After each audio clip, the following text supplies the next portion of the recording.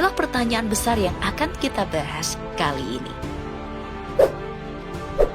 Kita mulai dari negeri tirai bambu, di mana salah satu situs keajaiban dunia, tembok besar Cina berdiri kokoh.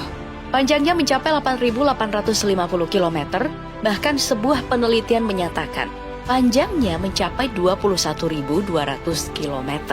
Dalam sejarahnya, tembok ini dibangun oleh Kaisar Qin Shi Huang pada abad 3 sebelum Masehi. Tujuannya adalah mencegah serangan dari masyarakat nomaden.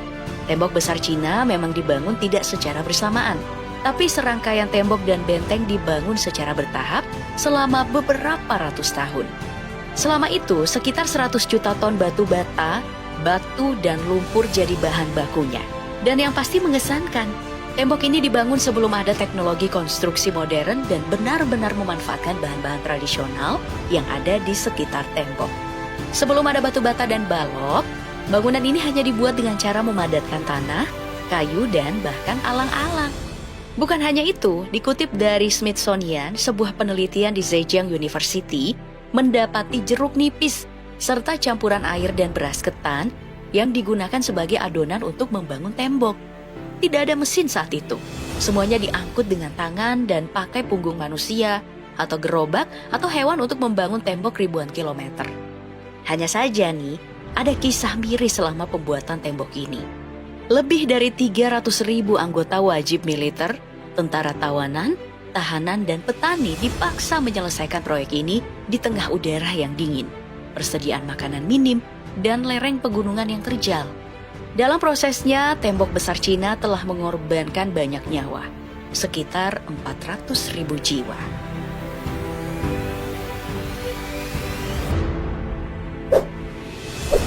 Oke, dari tembok besar Cina kita ke Peru untuk melihat salah satu 7 keajaiban dunia sekaligus menjadi salah satu saksi kebesaran kekaisaran Inka, Machu Picchu. Terletak sekitar 2.400 di atas permukaan laut Pegunungan Andes. Tempatnya terletak jauh di dalam hutan Peru. Satu-satunya situs yang tidak dihancurkan oleh bangsa Spanyol saat menjajah adalah Machu Picchu. Alasannya, karena Spanyol tidak pernah menemukan bangunan ini. Machu Picchu justru baru ditemukan dan dikenal di seluruh dunia 400 tahun kemudian setelah seorang penjelajah bernama Hiram Bingham menemukannya pada tahun 1911. Nah, yang menarik, sekitar 75% konstruksi dari Machu Picchu masih asli, yang terdiri dari 2 kompleks yang dihubungkan oleh lebih dari 3.000 anak tangga. Kompleks bangunan ini juga dilengkapi sistem irigasi yang canggih, membuktikan tingginya peradaban Inka.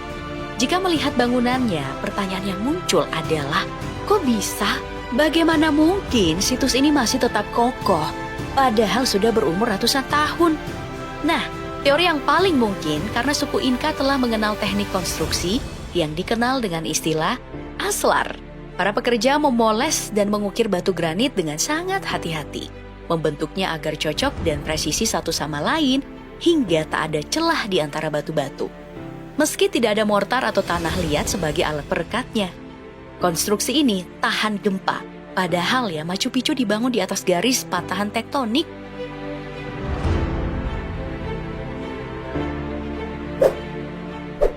Jika kamu menganggap Machu Picchu yang paling menakjubkan, tunggu, kamu harus ke Yordania dulu, sekitar 233 km dari kota Amman.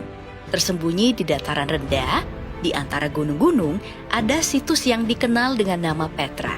Situs ini ditetapkan sebagai situs warisan dunia pada tahun 1985 dan pada tahun 2007 dinobatkan sebagai salah satu dari 7 keajaiban dunia. Petra dulunya adalah ibu kota kerajaan Nabat sejak tahun 312 sebelum Masehi. Jauh sebelum kekaisaran Romawi ada. Nah, yang menakjubkan, kota ini dibangun di bebatuan. Arsitekturnya dibuat dengan mengukir tebing batu dan gunung. Pertanyaannya, bagaimana ya cara membangun sebuah kota dari bebatuan yang terjal hingga menyerupai bangunan berteknologi tinggi? Satu hal yang mungkin bisa menjadi jawabannya, Pop Gengs, adalah Petra dibangun mempertimbangkan musim, peristiwa astronomi, dan pergerakan matahari. Masalahnya, wilayah ini merupakan padang pasir dan berada di tebing gunung curam. Hujan memang turun dalam waktu singkat, tapi sangat deras. Jadi, para arsitek pada saat itu harus melindunginya dari hujan. Maka dibuatlah saluran air dan kolam yang besar di padang pasir untuk menampung airnya. Mereka yang bekerja adalah orang-orang yang sangat terampil dan jumlahnya tidak banyak dan harus dikerjakan dengan sangat hati-hati. Jadi, butuh waktu yang sangat lama untuk membangun kota ini hingga semenakjubkan apa yang kita lihat sekarang. Dan faktanya, kota Petra dibangun di atas batu pasir merah selama 500 tahun lamanya.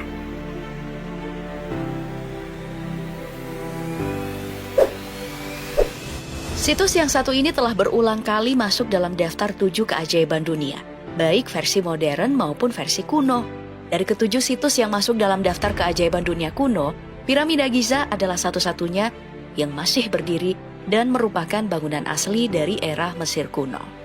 Salah satu teka-teki yang belum terpecahkan adalah bagaimana membangun piramida yang punya tinggi 146 meter dan masih berdiri selama 4.500 tahun. Belum lagi nih, sekitar 23 juta bongkah batu yang digunakan dengan berat batu nih masing-masing antara 2,5 hingga ada yang beratnya 70 ton dan dikerjakan hanya dalam waktu 27 tahun.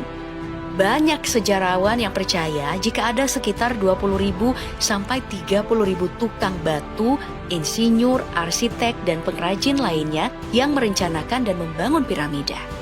Hal ini ya, karena para arkeolog menemukan sisa-sisa desa yang dibangun khusus untuk ribuan pekerja. Kemungkinannya, para pekerja datang dari pemukiman jauh di sepanjang sungai Nil untuk mencari pekerjaan. Selain itu ditemukan juga makam yang berusia lebih dari 4.000 tahun yang mengikuti ritual kematian sama dengan yang dilakukan kepada Raja Mesir kuno. Yang artinya para pekerja sangat dihormati dan bukanlah budak. Mengenai bagaimana cara piramida ini dibuat masih menimbulkan perdebatan. Para arkeolog memang mengklaim telah menemukan sisa-sisa dari metode pembangunan piramida. Temuan tersebut berupa sistem yang digunakan untuk mengangkut dan memindahkan material balok batu dari tambang untuk membangun piramida. Temuan tersebut berupa jalanan miring dengan menggunakan semacam kereta luncur, di mana para pekerja bisa membawa batu besar dari tambang dengan diikat menggunakan tali hingga ke puncak piramida. Hal ini memang terlihat akan sangat mudah. Tapi, masalah lain yang muncul, untuk bisa sampai ke puncak piramida, jalanan miring itu harus dibuat sepanjang 1,8 km.